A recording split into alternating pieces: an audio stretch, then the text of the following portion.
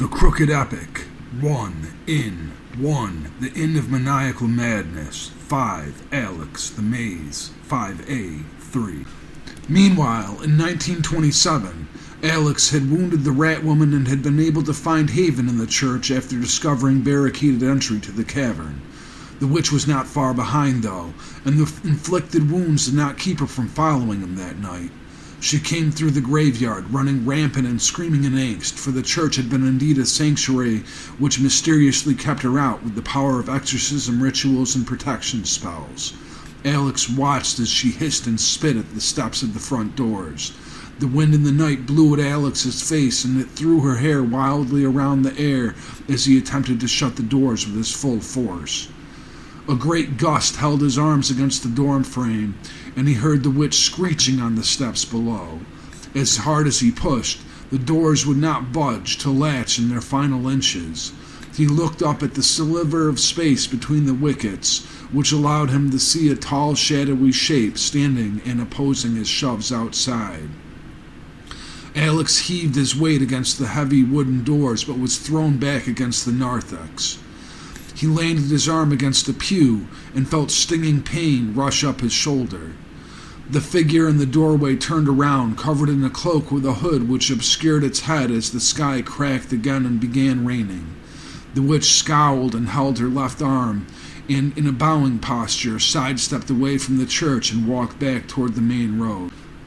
The doors slammed behind the visitor and his hood fell off his crown, the hem worn by the pharaohs thousands of years ago. The elaborate style of Egyptian hem consisted of 6 spiraling ram's horns, shaped around the underlying sutures between skull bones underneath. On it was many eagle's feathers and a stela of 3-winged Aten made of limestone, atop a conjoined golden Eurysis cobra. Closing the doors, the man spun around to face Alex, his cloak rippling as he swung his arms. He wore a dark maroon robe under the cloak, which covered his soutane. "I am Pharaoh Draken. We know you are Alexander Good, your father's firstborn, and your father will be sent to rescue you." Draken pulled out his right arm under the red robe, which held a long scepter with a glass orb. Alex had no choice. He dropped his only weapon.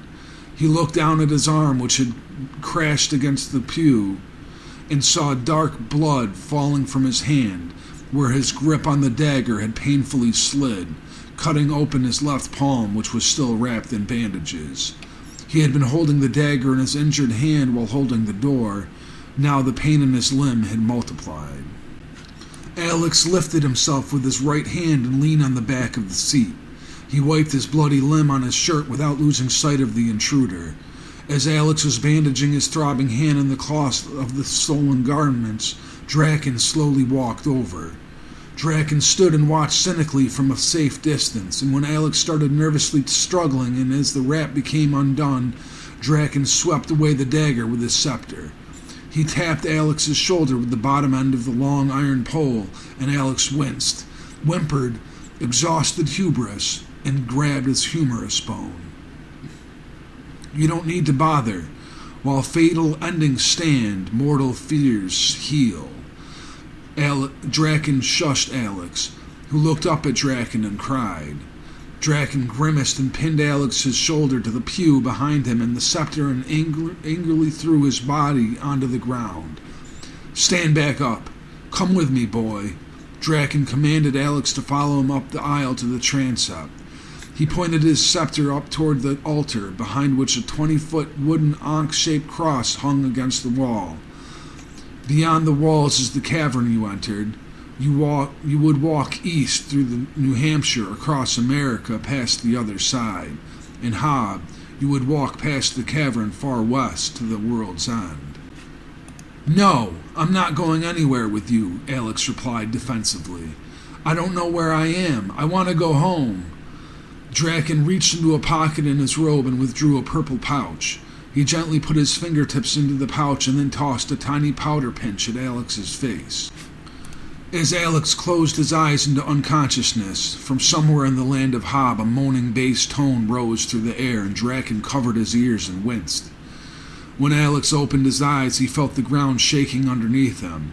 His room had black walls and was small enough to make him claustrophobic and paranoid about the probability he was being buried alive in a coffin. The walls were made of velvety fabric as he tried to sit himself up. Furthermore, he sensed restriction from shackles around his ankles, braced thighs attached to the cot, straitjacket, and handcuffs. When he opened his mouth to gasp at his helpless predicament, he realized how he was fully muzzled with a leather face mask.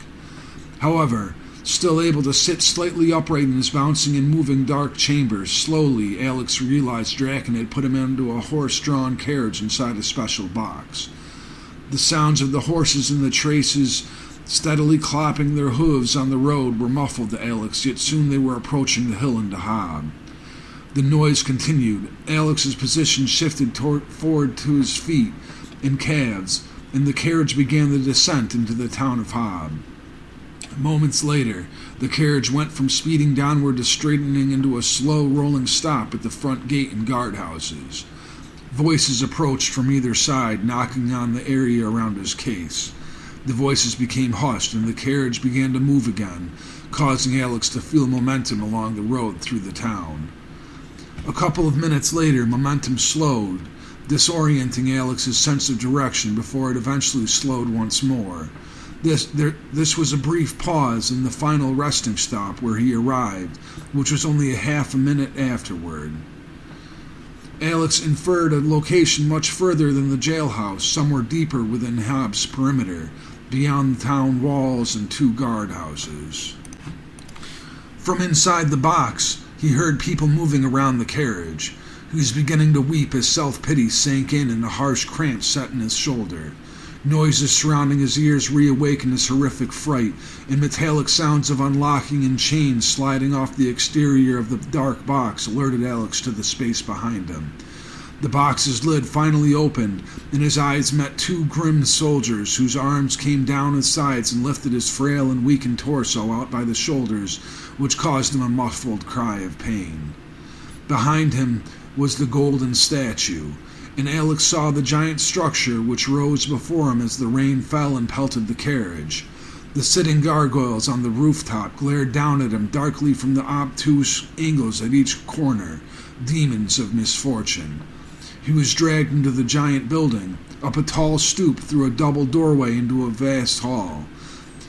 There were lights along both the walls, between long spaces across rooms with closed doors for 80 feet, until there was a lobby where 2 front-facing carpeted staircases led to a second floor, and 2 staircases on the side of the first floor led to a balcony on level even higher. The 2 soldiers brought Alex between them, carrying him barely above the marble floor, as his shoes skidded and slid behind him and his head was hanging with the shame of being caught. He kept closed eyes after the lobby, as the soldiers took him between the staircases and into a second hall.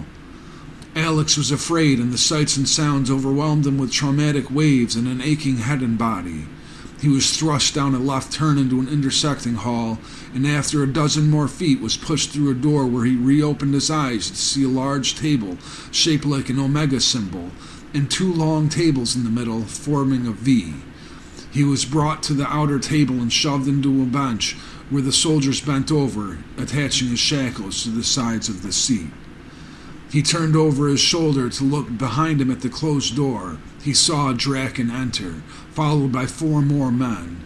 The convocation was wearing similar cloaks to Draken, letting the hoods fall over their foreheads. More men were filed behind, as Alex could see by straining his neck from his position.